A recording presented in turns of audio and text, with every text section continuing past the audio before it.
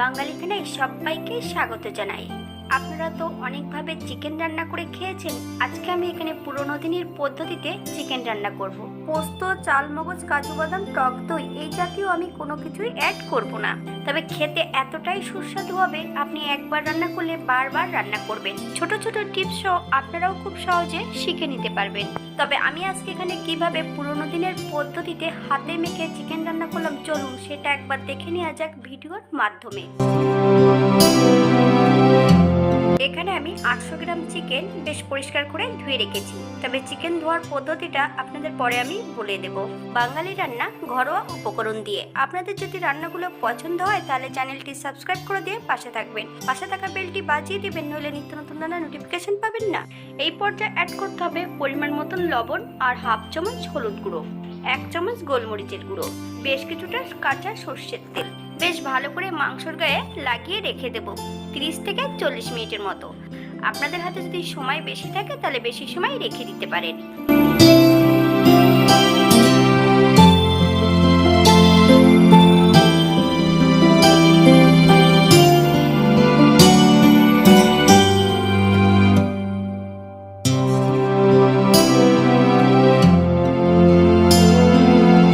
আমি আজকে রান্না করব লোহার কড়াইতে। বেশ কিছুটা সাদা তেল আমি অ্যাড করব। তেলটা গরম হওয়া পর্যন্ত অপেক্ষা করতে হবে। এই পর্যায়ে আমি অ্যাড করব দারচিনি, এলাচ, লং। এটা ভাজা হতে থাক। অপর দিক থেকে মাংসের মধ্যে বেশ কিছু উপকরণ অ্যাড করে নিতে হবে।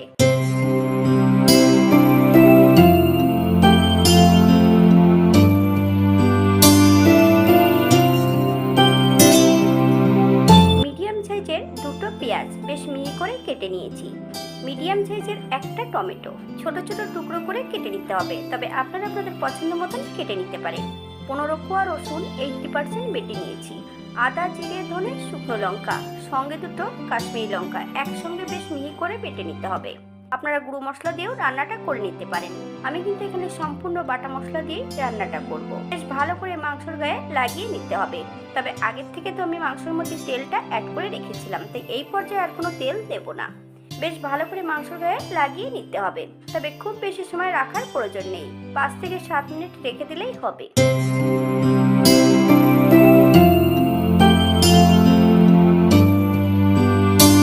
এই পর্যায়ে আমি সম্পূর্ণ মাংসগুলো তেলের মধ্যে অ্যাড করে দেব।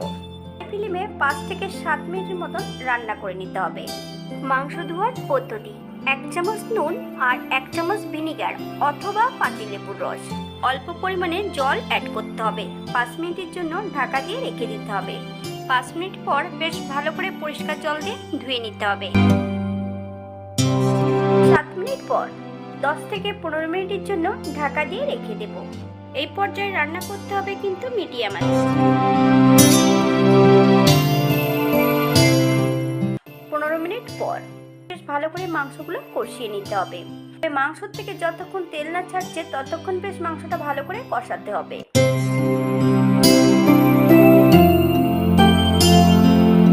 এই পর্যায়ে অ্যাড করব বেশ কিছুটা কাঁচা লঙ্কা। আপনারা যদি পছন্দ করেন তাহলে পরিমাণে বাড়িয়ে দিতে পারেন।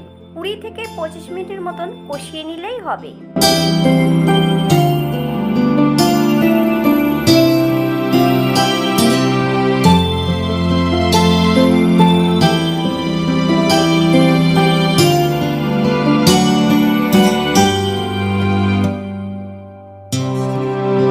আমি সম্পূর্ণ মাংসটা বেশ ভালো করে কষিয়ে নিয়েছি।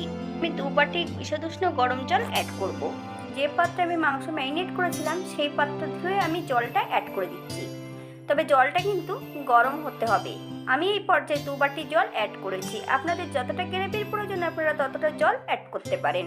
হাই ফ্লেমে 10 থেকে 15 মিনিটের মতন ফুটিয়ে নিলেই রান্নাটা হয়ে যাবে। আমি এই পর্যায়ে কিন্তু ঢাকা দেব না।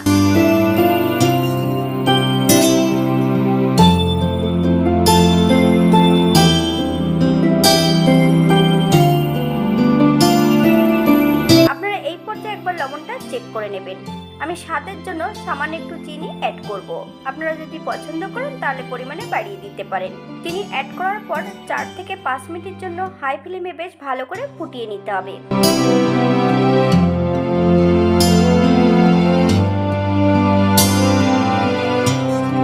আমি এই পর্যায়ে গরম মশলা বাটাটা অ্যাড করব না।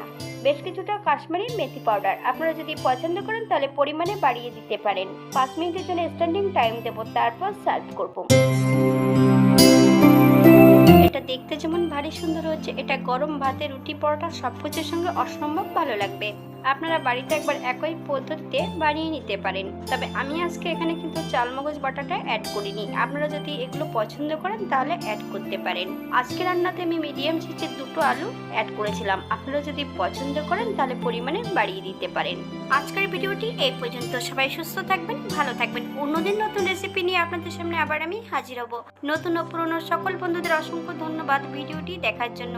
হাতে যদি সময় থাকে তাহলে একটা লাইক কমেন্ট করবেন।